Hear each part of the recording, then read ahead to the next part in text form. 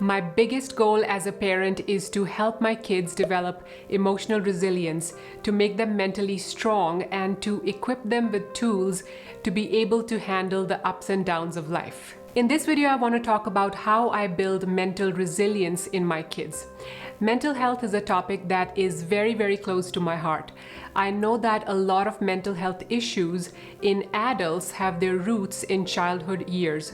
So I want to do everything that is in my control to make sure that my kids grow up to be mentally healthy and mentally strong adults. Our kids go through a lot of anxiety and stress. It could be social anxiety, it could be peer pressure, bullying, self-image issues, feeling different from others. It could be stress related to their studies or exams. There's so much going on. So in these unprecedented times, it becomes even more important for us as parents to support our kids and to prioritize their mental health. I'm going to share with you 7 mental health tips in this video. These are things that I do with my kids to help build their emotional resilience and their mental health. The first tip is be a good role model. I know as a parent, it's very tempting to just teach your kids by lecturing, and I do that too, to be honest. It's so hard not to. I feel that as a parent, I have the license to lecture my kids, but lecturing rarely works. Teaching by example and being a role model is way more effective. So what I like to do with my kids is to think out loud in front of them whenever I'm dealing with a problem or I am confused or sad or angry. So I want them to observe firsthand how mom deals with things going wrong or how mom deals with failure. It is especially important for me that I show them how I fail and how I deal with failure. And the lesson I really want to instill in their minds is that it's okay to fail. You just have to learn the lesson from your failure and move on. I love the quote, "There are no mistakes, only lessons." I often share this quote with my kids. My second tip is to help my kids to practice gratitude. For this reason, I've recently purchased gratitude journals for my son and my daughter, and I have them write down things that they are grateful for in those journals. Not always do they have time or the energy to write down, so on days when they don't feel like writing, I will just have them verbally share with me 3 things that they're grateful for that day. The reason this is important is that being grateful, having an attitude of gratitude, is a trait of mentally strong people, and it also helps you build a growth mindset. When you are grateful for the things that you have and not just focusing on the things that you want to have or the things that you're missing in your life, it helps to promote your mental health and make you more positive and happier individuals. The third tip is to inculcate self-love in your kids. Self-love is a skill that is so important to build. It is so important for your mental health and your future mental health as an adult to have self-love.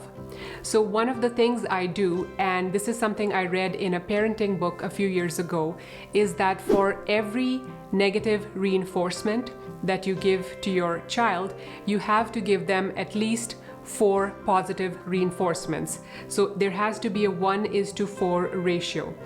So whenever I see them work hard or achieve something, I make sure to praise them.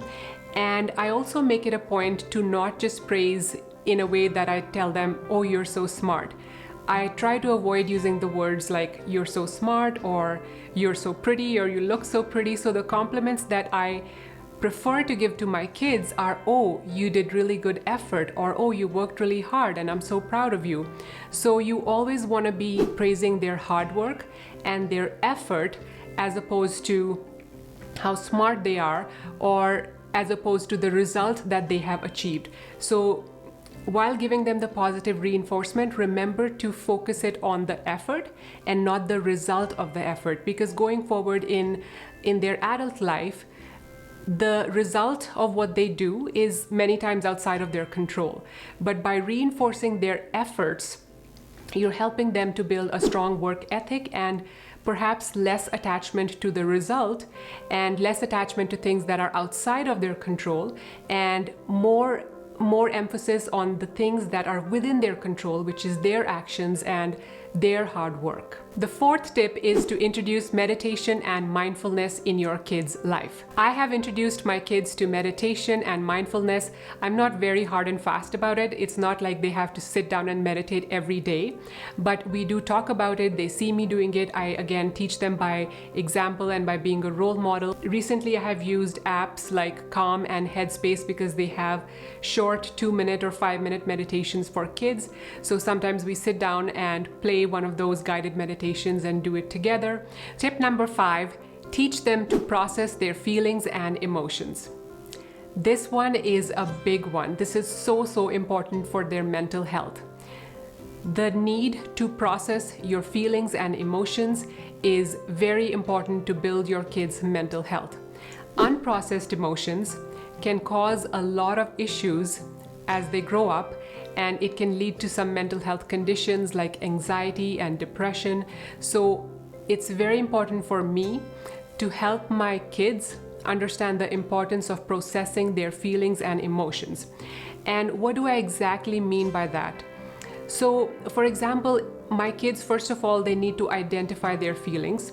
So especially the negative ones. So if they're feeling sad or angry, I want them to know, to accept and to acknowledge that I'm feeling sad, and that it's okay to feel sad, it's okay to cry. And I have a son and a daughter, and I make sure that I even give this message to my son that it's okay to cry, because a lot of times society makes it so that boys should not be cry, or boys are not supposed to be weak, or sometimes our society thinks expressing emotion as a sign of weakness, and that is something so wrong with the society. Both boys and girls need to be able to express their emotions, process their emotions, and to cry. There's a reason why the suicide rates are so much higher in males than females. I think it's because boys have been raised to be, strong and macho, and we don't express our emotions and we don't cry. But I think that is so crippling to the mental health of men. So I make it a point to tell my kids it's okay to cry, it's okay to express your feelings. In fact, I encourage them to talk about their feelings when they're sad, and when they're speaking, I listen with my full intention. Another thing I tell my kids is that all feelings are meant to be felt, fully felt, and processed. So if they're feeling sad, I don't rush them to get happy or get normal. And this is something that I have been guilty of doing in the past. So if my kid is crying, I would, give them a candy or give them a toy to distract them, because it's bothering me more than it's bothering them that they're crying. So I was in a rush to move them to a normal state or a happy state. But now I have learned to give them the time and space to process that sadness, get over it, and learn to calm themselves down before they return to a normal state or a happy state. A really good movie that I love is called Inside Out. It's a kids movie. It's a Disney movie, I believe. And I love that movie because even I learned a lot of things from that movie about feelings and emotions. So in that movie, they show that, they represent sadness and happiness and all the feelings with characters. And we learn in that movie that even sadness is important. Even sadness has a role to play. So normally we just think about, happiness is the thing to feel and that is the goal. But no, sadness has a purpose. Sorrow has a role to play in your life, and it needs to be felt, it needs to be processed.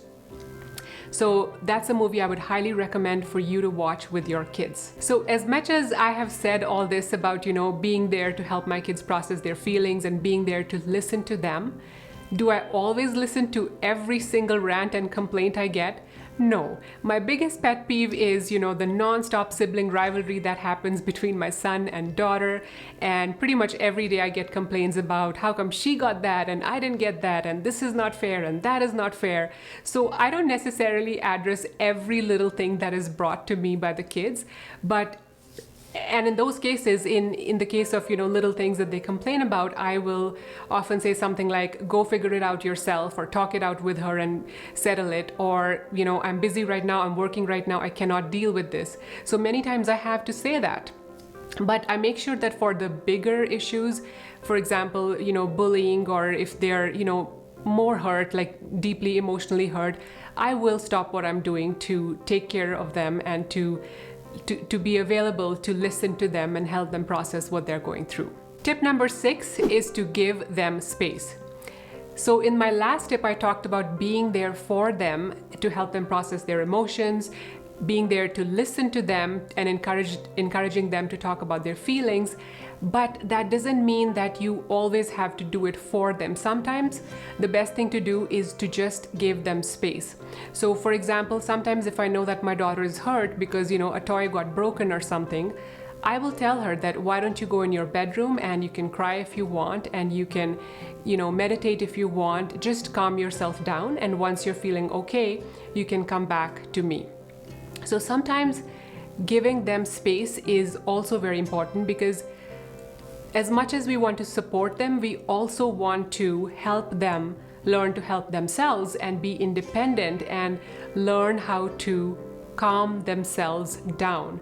So for me, one of the ways is I'll tell them, go and, take a few deep breaths, or sometimes you have to leave them alone for their own betterment. Tip number 7 is to read books with your kids. And I'm talking about growth-related books and mental health-related books. There are lots of books out there, really good books on this topic, and kids connect with books and the characters in books. So I find that reading these kind of books with them is a great way to build their mental resilience. I like to sit with them and either read the book to them or have them read it to me, depending upon the level of the book. And it's a great bonding opportunity for me to bond with my kids. So now I'm going to give you a quick summary and recap of what the 7 tips are to make your kids mentally strong. Tip number 1, be a good role model. Tip number 2, help them practice gratitude. Tip number 3, help them develop self-love. Tip number 4, meditation and mindfulness. Tip number 5, teaching them to process their feelings and emotions. Tip number 6, give them space. Tip number 7, read growth-related books with them. If you found this video helpful, please like and share it. And also, if you have any other tips for mental health for your kids, please be sure to write them in the comments below so I can learn and other viewers can learn from you. Keep growing!